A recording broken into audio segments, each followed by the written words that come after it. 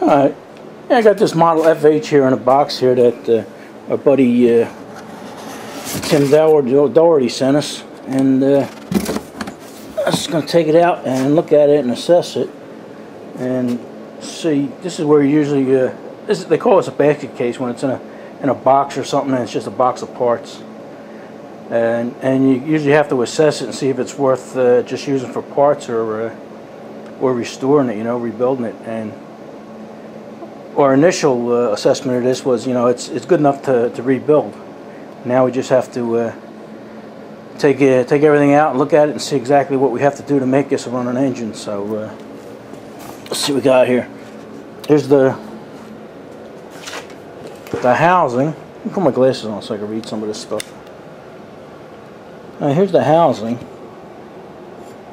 and there's the serial number. You guys can look that up.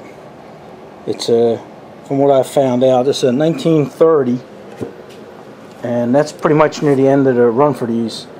I think they went from 1925 to 33. So this one is one of the newer ones of the FHs, and the housing here is in excellent condition.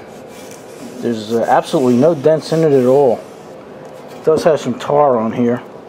I'm gonna have to get that off, but other than that, it's in excellent condition. Also, this is probably going to be a full restoration, because there's really no good original paint left on it. So, and this is in such good shape, it's well worth giving a full restoration. So, let's put this off to the side. Let's see what else we got here. We got the Kickstarter, and that's all there, and it's all complete. It's actually sort of functioning a little. Needs to be loosened up here, but and that's actually in good shape too. So that just has to be put in a bucket and cleaned. Still got some original grease on there. So yeah, that's good. That won't need any work at all. Clean that up. Let's see what we got here.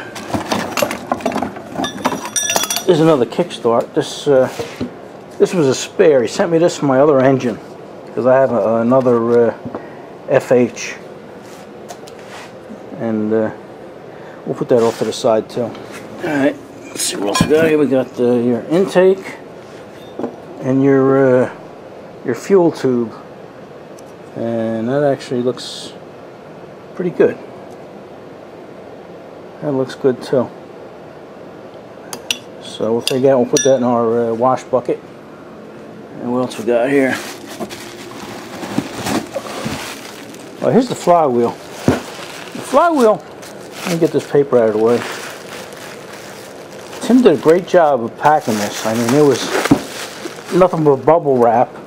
And even the box, when he taped the box here, is about six layers of tape on there. So the packing, you can't foil them for the packing, it's a 60-pound box, and that's just the way UPS handles them. So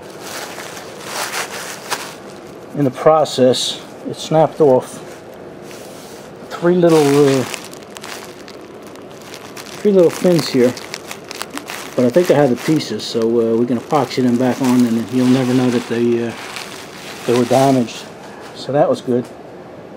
And these old flywheels on the FHs and stuff, they're known to warp a little bit, and I can actually feel a little warpage, but it's really no problem. And right here, it looks like a bad crack and everything, but it's not. It's just, that's where they put the magnet. Oh no, that's not where they put the magnet. Huh. Magnet's over here. So anyway, that just seems to be a little flexion, so I could actually dig that out and put epoxy in there, and this should be okay. But on a lot of these, you have to hit them with sandpaper and grinders and everything to make them fit. But that's what happens after 80 years or so. Like I say, this is 1930, so do the math, I'm not sure. Alright, put that in a bucket too and clean that. Alright, yeah, we got the parts cleaning bucket here, and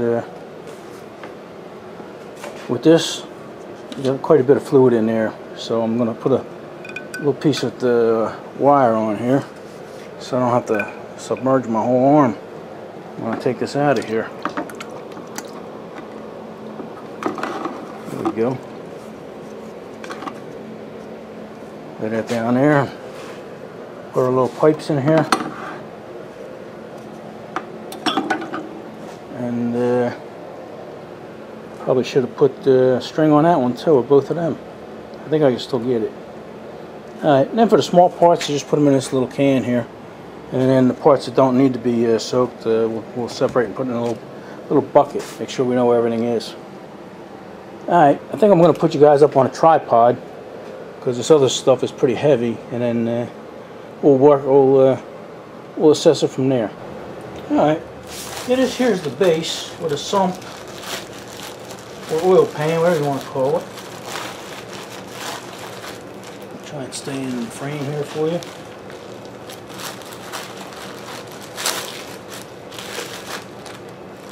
Wow, yeah, that looks to be excellent. Okay, you see like parts like this? These nuts and bolts, we'll take these and throw them in our other pan there.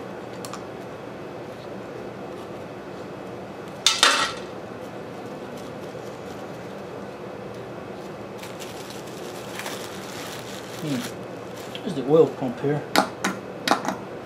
This has a stick that goes down, and this actually goes up to one of the cams, and that pushes that up and down, and the oil splashes right up through the middle. And as I'm looking at this, let me take this out. This thing looks excellent, because most of the time these things are rotted out. They want a bucket. I'm getting my little baggies out of the way. Take a look at this. Wow. Yeah, this is we call this excellent condition, because like I say, these are usually rotted out. You know, and you got to fiberglass them or weld a new bucket on the bottom or whatever. But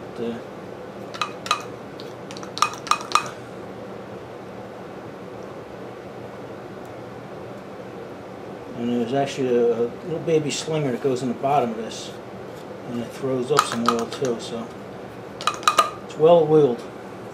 Okay. We stick that in our bucket. You know what? I'm gonna put a string on everything. So, like I said, it's pretty deep. Now the inside here. Wow, this looks. It looks really rough. Let me see if I can bring it a little closer to you. I mean, that looks crude as hell, but you know, look at some of that crust. But this is actually cast iron, and feels like it's almost a 1/4 inch thick. So that's scale and surface rust. What that is, it's actually nothing. So this is in excellent condition. I've needle gun that. It'll take about 5 minutes. This thing will be perfect. So we take the wheel plugs out too and put them in our little bucket. And for now, this is a little too big to put in there with everything else. This can go. This can go in there. It's not dropping to the bottom. And let's put this off to the side. Alright, here's the block. And the block actually looks pretty good. I did get some damage in shipping right here, and this part here broke off, but that's sort of just cosmetic there. You could probably just run it the way it is, but I'm gonna probably epoxy them on there somehow. But the rest of it looks pretty good. Excellent. Matter of fact, I might even take you off the tripod. Well, you know what? Let me zoom you back a little bit. Whoa, wrong way. All right, maybe if I move you up this way, you can see a little better. Okay. Yeah, I think I said earlier, this was a 1930, which it is. And I think I said it was 80 years old. It's actually 90 years old. I should have done the math myself, huh? So this is actually in pretty good shape. And it does have one stud broke off in the cylinder head here. In the cylinder. And that shouldn't be too much trouble to get out. And the crank turns beautiful. You know what I mean? I don't see any wobble or nothing in it. I'll have to take this off. That's where your governor's under there. I'll sit under here. And everything in here is tight. You know, you got your cam, and then you got the one arm there that that's what that. I think I said the crank pushed that oil pump. Actually, there's a little arm that goes from the cam, and the cam pushes that. But everything in here feels real tight and nice, you know. I mean, they're slopped back and forth right now because there's nothing, there's no connecting rod holding it in. But it looks good. Matter of fact, I think I might take it. Oh, look at this. My oil filler's loose, so we'll take that, put that in a bucket, and let me take this off the tripod. We'll take a better look at this. All right, let's take a peek down that cylinder. Give you a little light there. The cylinder is actually beautiful.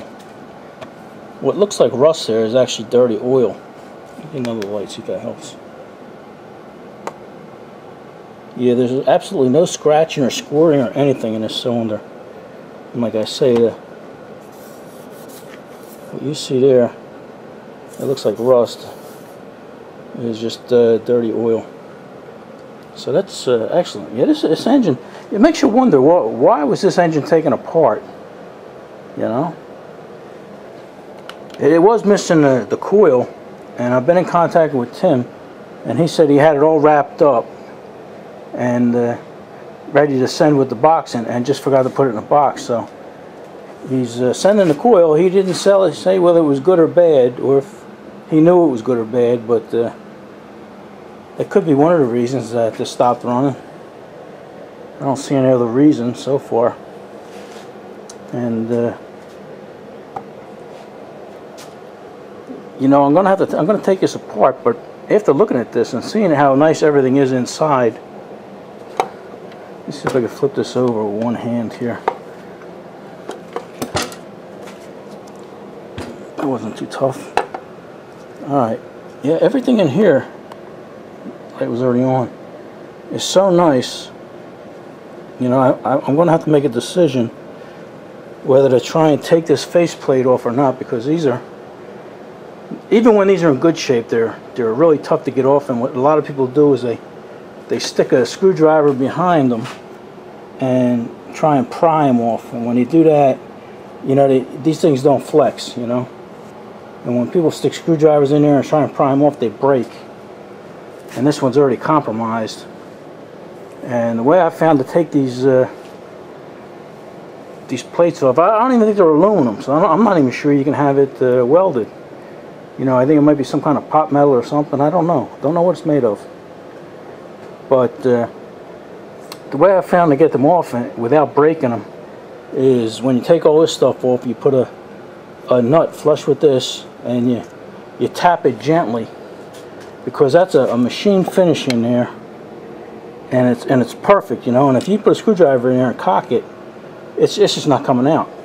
But if you hit it slightly with a hammer on this side, it gives it equal pressure, and it'll ease its way out. So I'm going to try and do that, and if it doesn't look like it's moving, you know, I'm not gonna go any further and try and break it. So, because we don't want to damage it. You can't replace these. You know, there's a lot of stuff going on here, holding on your points and your condenser and all your other little parts. So if you damage this, you know, you're out of luck. Alright, I'm not going to put that in the bucket right now. I'm just going to set that aside. And I think there's a box of parts. We'll take a look at them. Alright, let's see what's in the box here. Plastic bag. Alright. What I got here, I actually bought these myself. Patrons helped me buy these. It's a set of points, which was missing. And you can get up close. You know, as the points and the springs and everything you need to set that up. And these are pretty expensive, you know, I mean, as far as points go. I think they're like 28 bucks. But the engine won't run without them. And that's where the patrons come in, you know. They help me with these kind of expenses. So I put them in here so as we don't lose them. Yeah, Tim didn't say whether he had the points or nothing like that. He said he He had the coil and he's going to send that, and that's fine. If he sends a set of points with it, that'd be even better. So, okay, let's see what we got here. Here's the head. Alright, I'm going to keep getting up and down and showing you little things. Okay, the head itself is in excellent condition. You know, for 90 years old, we don't have any broken fins or nothing, but we do have a broken stud here, and that'll have to. That's how you adjust the valves on these things. This one is an atmospheric valve, so that just moves a little bit, and the suction of the cylinder and the piston is what activates that. But this is actually your other valve, and that's got a head snapped off it, and this here is froze up. But this here is where the problem is. I don't know if you see how loose that is. This is, put it this way, this is crazy loose. But we could probably put it together and it would work. But and it has a pin in the side here, you know, that has to go out. So, and look, like somebody drilled a hole in the top here. It's not affecting anything, and don't know why. Don't know if that came from the factory like that or was a mistake or what, but that don't belong there. But anyway, other than this being sloppy, you see you can't see it because it's so dirty. Well, maybe you can. There's a little hole here, and it's all blocked up, and that's how you lubricate these heads. Matter of fact, I think I have another one sitting around somewhere. Still here. Alright. Yeah, here's another one.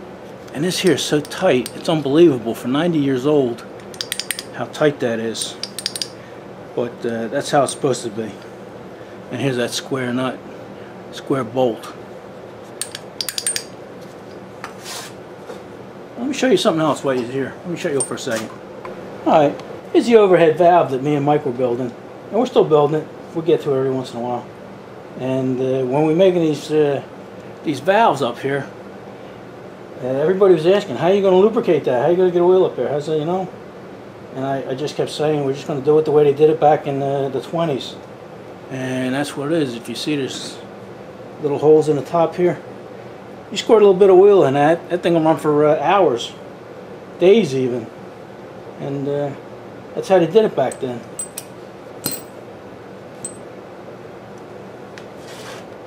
That's what makes a basket case fun and interesting, you know. I mean, this kind of stuff where you're going to have to take bolts out and fix this, and maybe we're going to have to put a bushing in there. But that's what makes a basket case fun. And it's like a jigsaw puzzle, you know.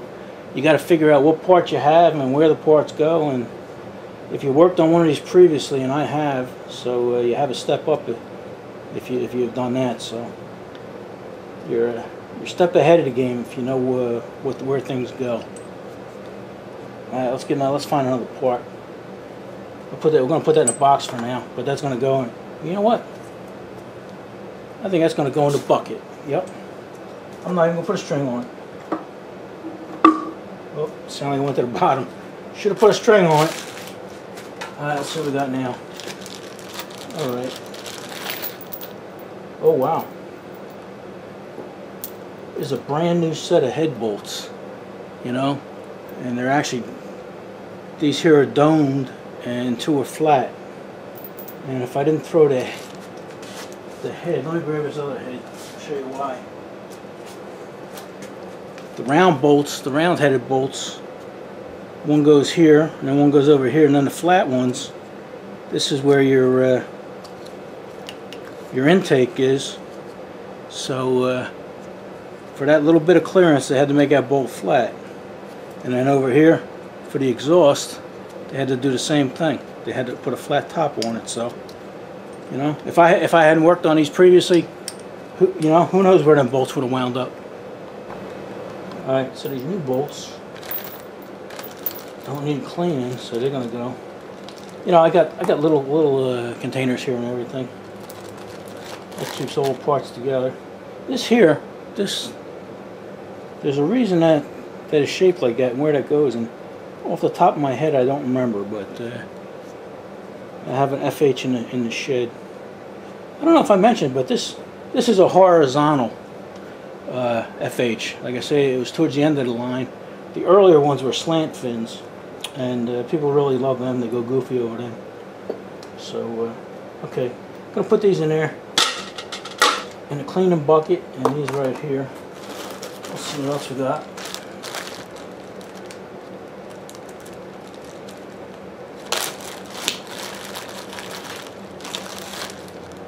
All right, this is actually for your Kickstarter.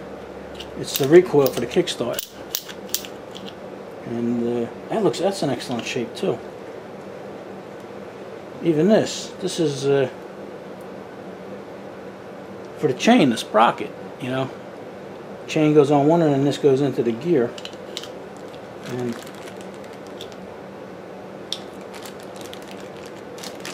I also have a brand new one. You know what? This big nut was probably missing, so to get the whole set, they probably had to buy this. Yeah, I don't know if Tim bought all this stuff new or what, but this is great. Okay.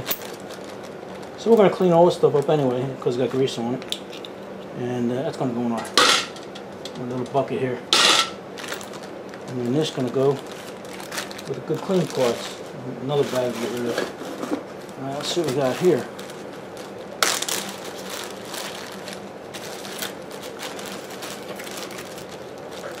Here's the piston, and the piston looks good. Has all the rings. Sounds a little gritty in there. We'll have to clean that up. And here are the bolts. We'll leave them on there. And we're going to throw this in a bucket just to clean off some of the oil. Okay. Another bag we can get rid of. Alright, here you go. Here's a biggie. This is the carburetor. These are tough to find because these are pot metal, and after all them years, the pot metal cracks, and this one seems to be perfect. These also came, I think the earlier ones came with brass, and then they went to pot metal. You know, and you can still get them, but man, boy, they're expensive. So that's going to go in our bucket here too.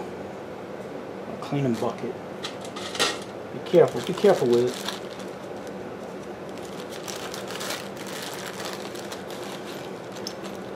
What else we got here? Alright, this is your governor linkage, believe it or not. That little spring. It's not even a spring, it's just a piece of metal. And this here is what holds your spring on your governor. So that's going to go in our bucket there. And then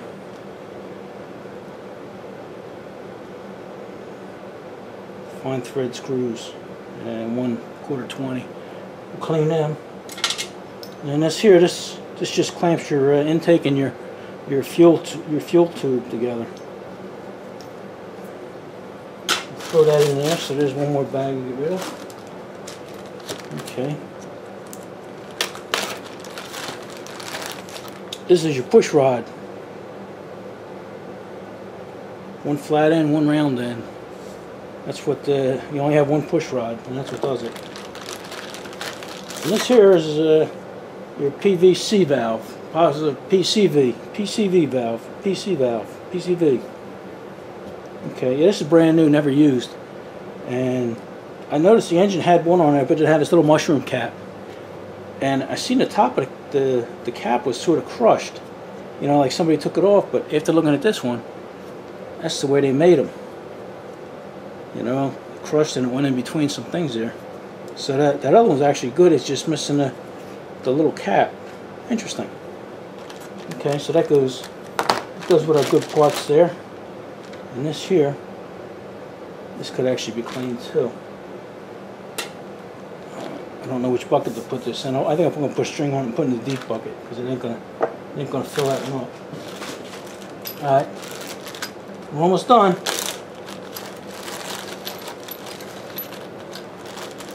Let's see what else we got here. Okay, this is your head gasket here, which is actually just a piece of round copper, and then when you crush it, that's what that does. And this here, this holds your your nut on the crank, I'm assuming. And then here, this here goes down there, and this is your little rod that connects your oil pump, your oil pump rod. That don't need cleaning. And here's a cotter pin. That don't need cleaning. Spark plug. We'll clean that, but we don't have to soak it. Made in the USA. And that needs cleaning.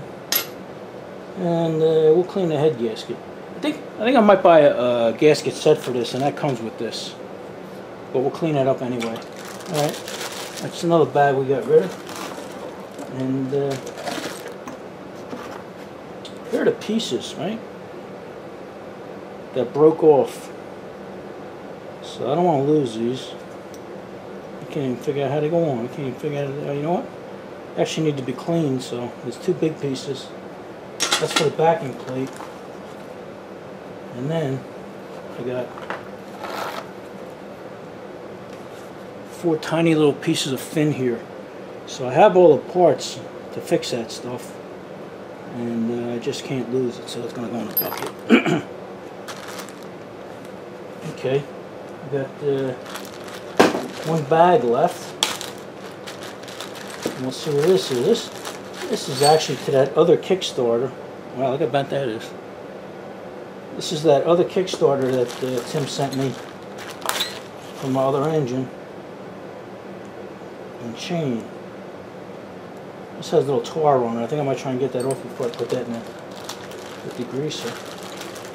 Yeah, all this is, these here are all parts to that Kickstarter. So he gave me a complete Kickstarter for that that other engine of mine, so that's good. But these don't go with this engine.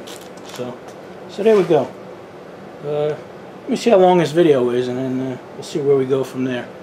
Alright, looks like this video is about 27 minutes or so. And yeah, when I was taking this apart, I was showing you the oil sump and stuff like that. And I don't think I explained that the base here actually holds the kick pedal, and the base is also all this crust and rust and stuff in here. That's actually the fuel tank, and it has two fillers. You can either fill from the back or fill from the front. That's your gas cap. But it's pretty interesting how they did that. And then right here is where your fuel line actually goes. Your carburetor actually hooks up to that, and your suction tube goes there. And actually has a drain on here too. You can drain them. But anyway, I thought I'd mention that. Also, in the last video, when me and Mike were taking these off the truck and everything, you know, I mentioned Tim Doherty, you know, who donated these to us, and I didn't mention his channel a whole lot because he didn't have any videos, and there really wasn't much reason to send you over there. But since then, you know, he's starting to put videos up, and I'd appreciate it if you guys go over there and check him out. And his videos are actually good for somebody that hasn't put a video up. His last video he put up was of his collection, and he's got quite an engine collection, and it's off the wall stuff, very desirable stuff like Fuses and domestic, you know, a lot of top of the line engines, and he has tractors, and like I said, he's got quite a bit of stuff over there. So I'm gonna leave a link in the description, and I'd appreciate it if you guys go over there and check him out and tell him I sent you, and even subscribe to him. I mean, it doesn't cost anything. You know, it's tough getting started in YouTube when nobody even knows you're there. So just go over there and say hi, and check out his video on his collection there. It's pretty good. So alright, we're going to wrap this one up here, and we got our parts soaking in here, and once tomorrow I'll take them out. I'm going to put this in there, and by then I'll have this tar taken off of here and stuff. So we're on a road. We're on a road to restoration here. So alright, we'll see you guys in the next one.